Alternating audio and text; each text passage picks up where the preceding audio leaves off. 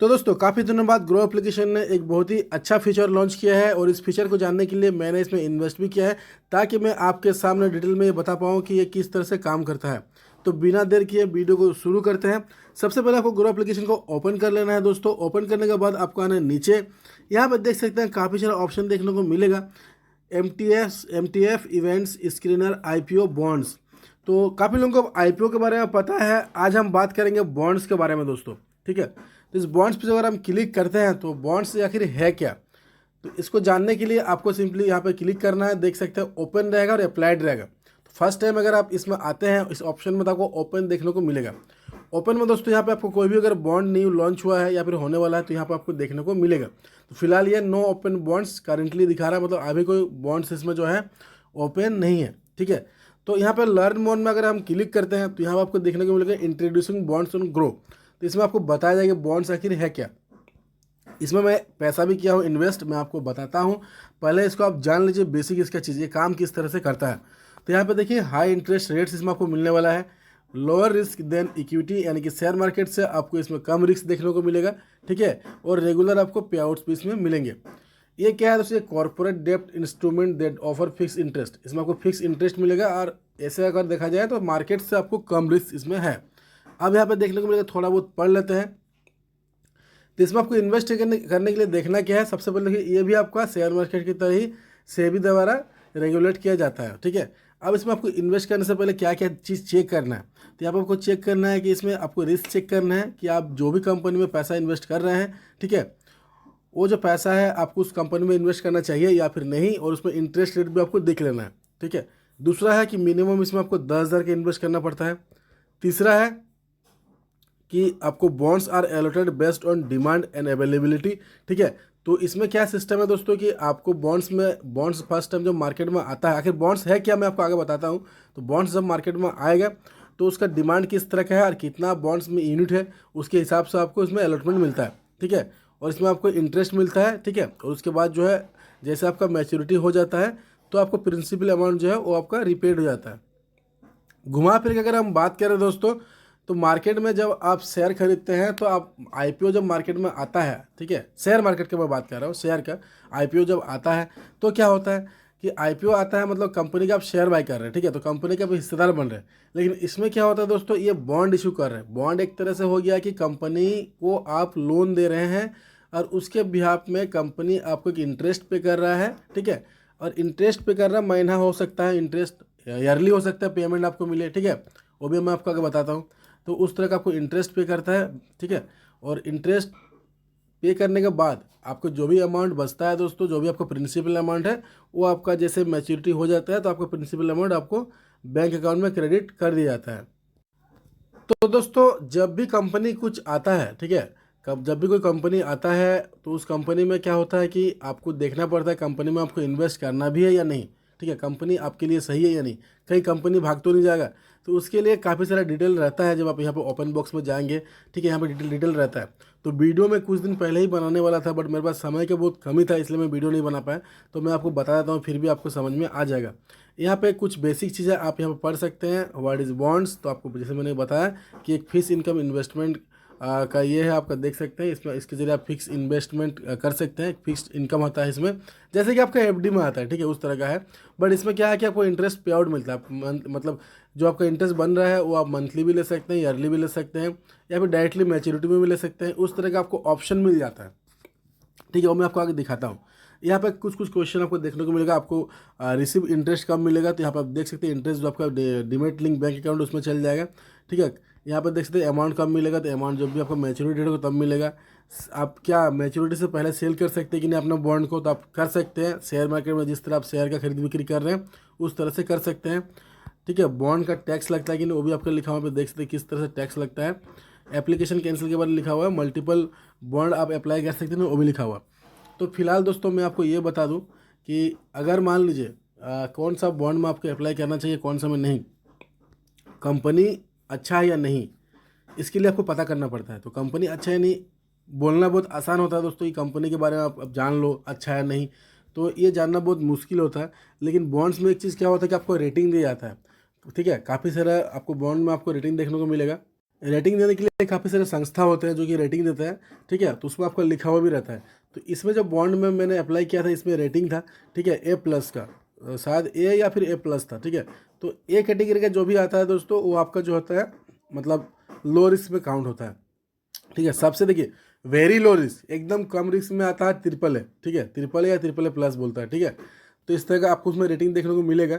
हालांकि ये सारा ऑप्शन इसमें देखने को मिल रहा था कल तक, बट अभी क्या है कि अलॉटमेंट इसका आ गया है, देख सकते हैं मुझे अलॉटमेंट मिल चुका है, इसीलिए ये सारा ऑप्शन हट गया, तो इसलिए मैं आपको लाइव नहीं दिखा पा रहा हूँ, तो आप उसको देख सकते हैं। तो दोस्तों अगर आप फर्स्ट टाइम बॉन्ड्स में इन्वेस्ट कर रहे हैं तो आपको ज़रूरत नहीं है अभी इन्वेस्ट करने का। अगर आप डर रहे हैं तो फिलहाल मैं अप्लाई कर चुका हूँ, यहाँ पे मैं देखता हूँ मुझे किस तरह का एक्सपीरियंस होता है।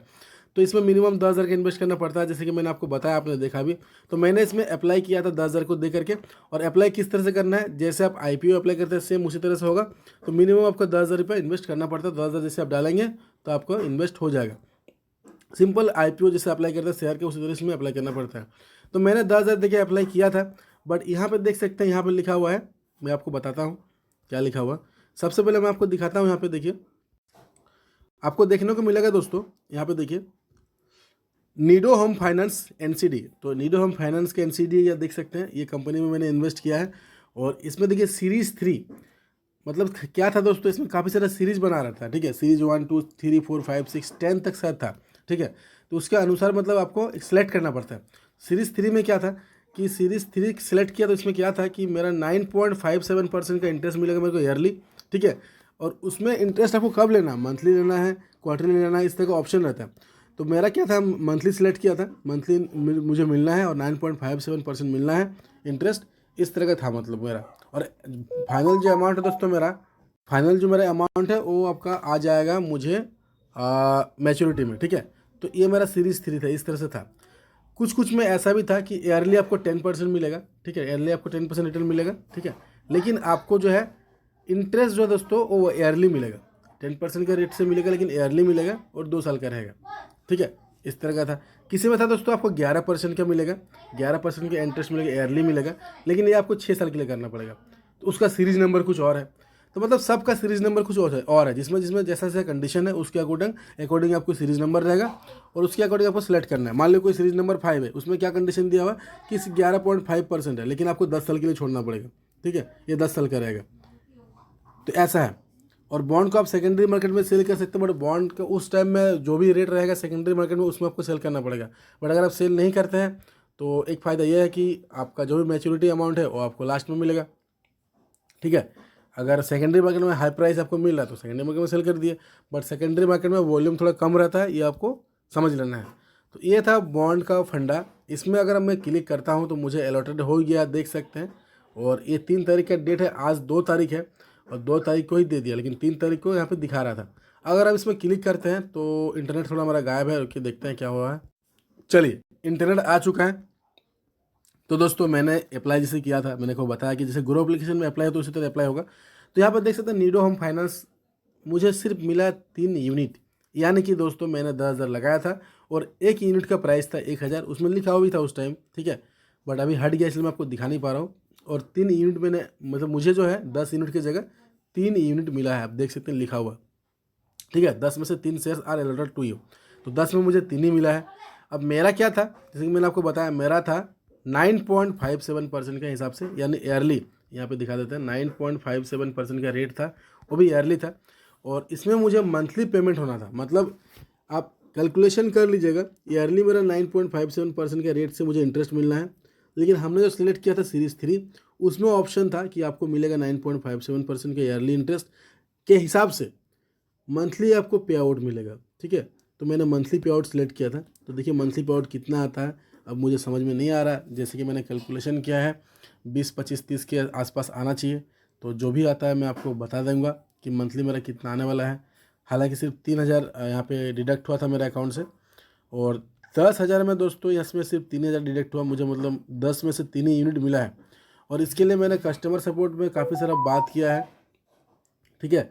उसका बहुत लंबा कहानी है, मैं आपको बताऊंगा। मतलब कस्टमर सपोर्ट गुरु को बहुत ही बेकार है, किसी को कुछ आइडिया नहीं रहता है, ठीक है। इसके बारे में मैंने जानकारी प्राप्त करने की बहुत कोशिश किया था कि ये 10,000 में से मेरा 10,000 दोस्तों अकाउंट से ब्लॉक हुआ था और 7,000 मेरा रिफंड हो गया, 3,000 कट गया, ऐसा क्यों, ठीक है। जब आप IPO अप्लाई करते हैं एक लॉट मान लीजिए, एक साथ मिनिमम आपको 15,000 लगाना पड़ता है। ऐसा होता है क्या कि उसमें 5,000 कट गया, बाकी 10,000 आपको अनब्लॉक कर दिया और उसमें शेयर मिल गया? ऐसा तो होता नहीं है। यही चीज़ जानने के लिए मुझे ये जो अलॉटमेंट है अभी देखने को मिल रहा है कि अलॉटमेंट हो चुका है, बट सुबह तक ऐसा था नहीं और कल मेरे अकाउंट से डिडक्ट हुआ था पैसा। तो मैं मैसेज चैट सपोर्ट में बात किया था, कोई बता नहीं पा रहा। वो मैं आपको एक अलग से वीडियो में दिखाऊंगा कि किस तरह का सर्विस है ग्रो का, ठीक है। जो भी उसका एग्जीक्यूटिव रहता है कोई आइडिया ही नहीं रहता है कि दोस्तों आखिर हो क्या रहा है और क्या सिस्टम है, क्या प्रोसेस है, ठीक है। वो पता ही नहीं है कि क्या प्रोसेस है क्या चीज़ का। मान लीजिए जैसे कि आपको 2 लॉट अप्लाई किए हैं शेयर में IPO में, तो कभी कभी क्या होता है कि 1 लॉट मिलता है, 1 लॉट का पैसा रिफंड हो जाता है।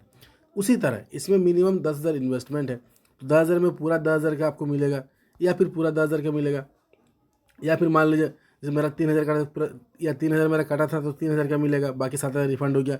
तो उनको क्लियरली एक बोलना है ना भाई कि नहीं आपको 3,000 का मिल गया, 3 यूनिट मिलने वाला या मिलेगा, बाकी 7,000 आपका रिफंड हो गया। ये प्रोसेस है, आधा भी मिलता है। तो ये कोई बता नहीं पाया, मैं आपको अलग से वीडियो में आपको बताऊँगा, ठीक है।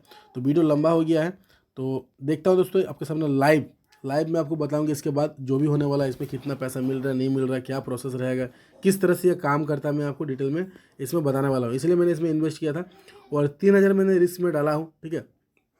3,000 मैंने रिस्क में डाला हूँ इसमें। देखते हैं कंपनी क्या करता है क्या नहीं करता है, मतलब किस तरह से पैसा को पे आउट करता है, ठीक है। तो ये था दोस्तों बॉन्ड। तो बॉन्ड में अगर इन्वेस्ट करते हो तो इसी तरह से होता है, लेकिन इसमें आपको कंपनी के बारे में जानना बहुत ज़रूरी है। जैसे कि मैंने आपको बताया, काफ़ी लोग नहीं बताते हैं, बट आप तो नहीं जान पाएंगे। तो उसका रेटिंग देखना बहुत ज़रूरी है। रेटिंग अगर आपको रिस्क फ्री लग रहा है, लोअर रिस्क वाला रेटिंग है, A+ या A वाला कैटेगरी, काफ़ी लोग AAA को प्रेफरेंस देता है जिसमें सबसे कम रिस्क होता है। तो इसमें क्या है दोस्तों, एक चीज़ आपको देखने को मिलेगा, मैक्सिमम टाइम 99% टाइम ऐसा होगा, जितना अच्छा रेटिंग उतना आपको लो रिस्क, ठीक है, और उतना कम रिटर्न, ठीक है, इंटरेस्ट रेट कम रहेगा। जितना हाई रिस्क में जाएंगे उतना ज़्यादा आपको इंटरेस्ट रहेगा, उतना हाई रिस्क रहेगा, ठीक है। उसका रेटिंग जो है उतना खतरनाक रहेगा, मतलब डेंजर रेटिंग रहेगा, हाई रिस्क रेटिंग रहेगा, जिसमें आपको B+, B-, सी भी शायद रहता है, C, D, ये सब में जाना पड़ेगा। तो इसमें रिस्क ज़्यादा रहता है, पैसा आपका हो सकता है डिफ़ॉल्ट कर जाए, मतलब पैसा आपको ना मिले, ऐसा तरह का भी रहता है। तो फर्स्ट टाइम मैं भी इन्वेस्ट कर रहा हूँ, जैसा होगा मैं आपको up to date back to back update देते रहूँगा, ताकि आप लोगों को समझ में आए कि हाँ आखिर बॉन्ड किस तरह से काम करता है। तो वीडियो दोस्तों अच्छा लगा तो वीडियो को लाइक करें, चैनल को सब्सक्राइब करके बेल आइकन को प्रेस कर दीजिए। आज के लिए बस इतना ही, धन्यवाद दोस्तों।